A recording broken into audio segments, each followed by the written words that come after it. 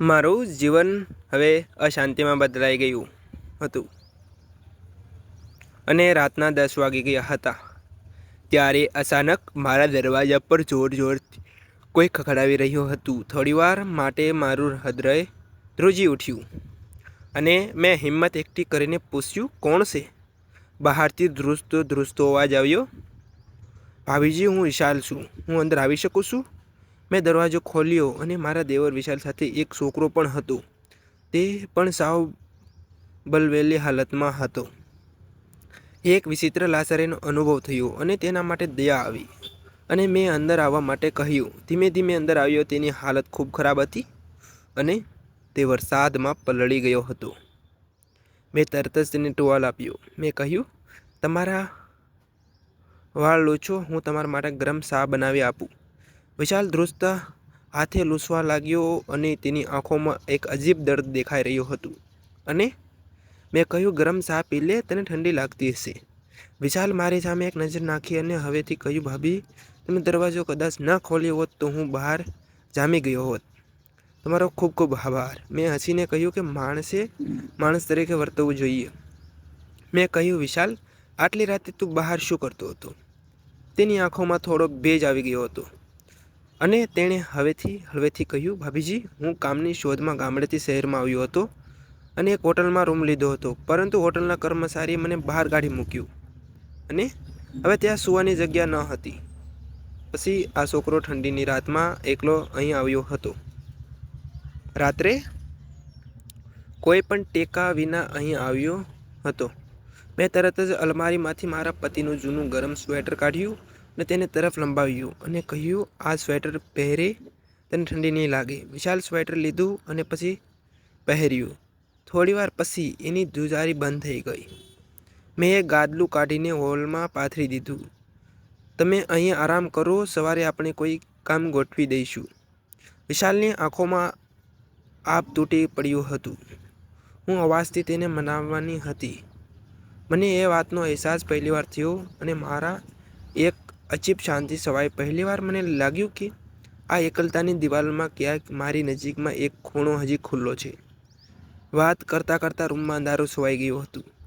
માત્ર હીટરની ઓછી ગરમી અને ઘડિયાળની ટીક-ટીક સંભળાઈ રહી હતી. વિશાલ હજી ગાદલા પર બેઠો હતો, પણ તેની આંખોમાં એક અજીબ બેચેની હતી અને તેણે કહ્યું, હું તમને એક વાત પૂછું? મેં હળવા સ્મિત સાથે જવાબ આપ્યો. તે થોડીવાર મારી સામે જોઈ રહ્યો, પછી નમ્રતાથી બોલ્યો, ભાભી, તમે આટલા એકલા કેમ છો? તેના પ્રશ્નોથી મને ખૂબ જ આંચકો લાગ્યો. મેં મારી સાડીનો પલ્લુ થોડો એડજસ્ટ કર્યો અને બારીમાંથી બહાર જોયું. કહ્યું કે મને ત્યારે જ બીક લાગે છે જ્યારે કોઈ મારું પોતાનું હોય અને હવે તે ગુમાવવાનો ડર છે. વિશાલ થોડીવાર ચૂપ રહ્યો. પછી તેણે હિંમત ભેગી કરીને કહ્યું, તને મારી બનાવી દઉં. જ્યારે મેં તેની આંખોમાં જોયું ત્યારે મારું હૃદય એક ક્ષણ માટે ઝડપથી ધબકવા લાગ્યું. તેની આંખો જોઈ રહી હતી. ત્યાં એક નિર્દોષતા હતી, એક ઈચ્છા હતી અને કદાચ અધૂરું સપનું. પણ મેં આંખો નીચી કરી. વિશાલ, તું હજી ઘણો નાનો છે. કદાચ તને ખબર નથી કે સમાજ શું કહેશે. જ્યારે હૃદયની અંદર ખાલી જગ્યા નથી, ત્યારે તે ભરવા માટે કોઈની જરૂર છે. મારી એકલતા કોણ સમજી ગયું હતું? મેં તેની તરફ જોયું. એકાએક વીજળી ગઈ. લાઇટ બંધ થતાં તીવ્ર ઠંડી વધી ગઈ હતી. હીટર બંધ થતાં જ ભાભીએ શરતીથી ધ્રુજતા અવાજે કહ્યું અને સ્વેટર ઉતારવા લાગ્યો.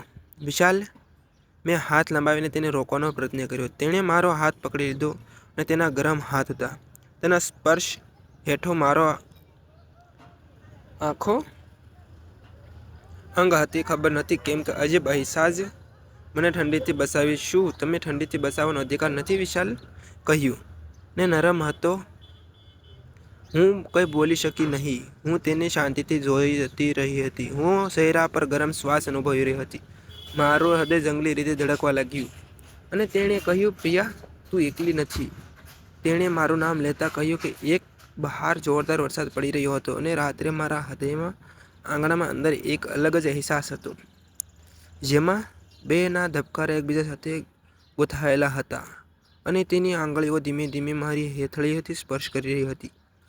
તે અનુભવી રહી હતી. પણ હવે શરદીને કારણે, મારી અંદર ધીરે ધીરે ખુલ્લી રહેલી અસ્પષ્ટ લાગણીને કારણે તેણે હવેથી મારું નામ પ્રિયા લીધું. આ પહેલી વાર હતું જ્યારે તેણે હવીને બદલે મારે નામથી બોલાવી. તે અંતરો તૂટવા લાગ્યા. એ બંધનો જે મારી જાત પર હતા મેં તેની આંખોમાં જોયું. ત્યાં પરસ હતો, જાણે તે કહેવા માંગતો હતો કે તેણે કહ્યું આ બંધનને સંભાળી શકીશું નહીં. મારા ગાલને હળવેથી સ્પર્શ કર્યો. ત્યારે મને સમજાયું કે તમે આ દુનિયાથી અલગ છો અને હું ઈચ્છું છું કે તમે એ પીડા ફરી ક્યારેય ના ભોગવવી પડે.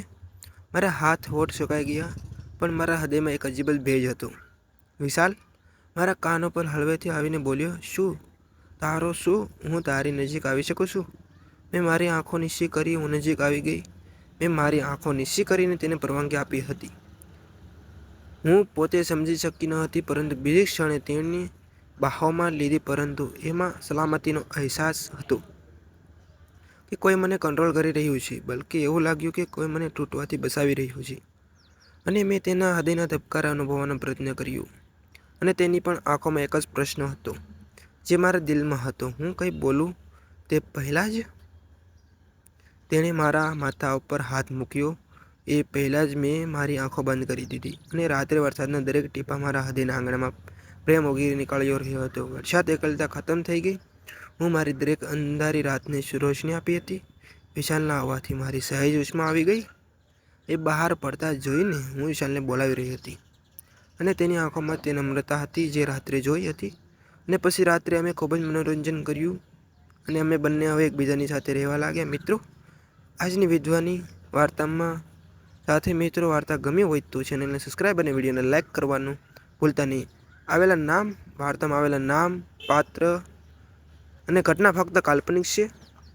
તેનો કોઈ પણ વ્યક્તિ સાથે સંબંધ નથી. વિડીયો પૂરેપૂરો જોવા બદલ તમારો ખૂબ ખૂબ ધન્યવાદ મિત્રો. ફરી મળીશું આપણે એક વાર નવા વિડીયોમાં. ત્યાં સુધી આવજો. Tata bye bye.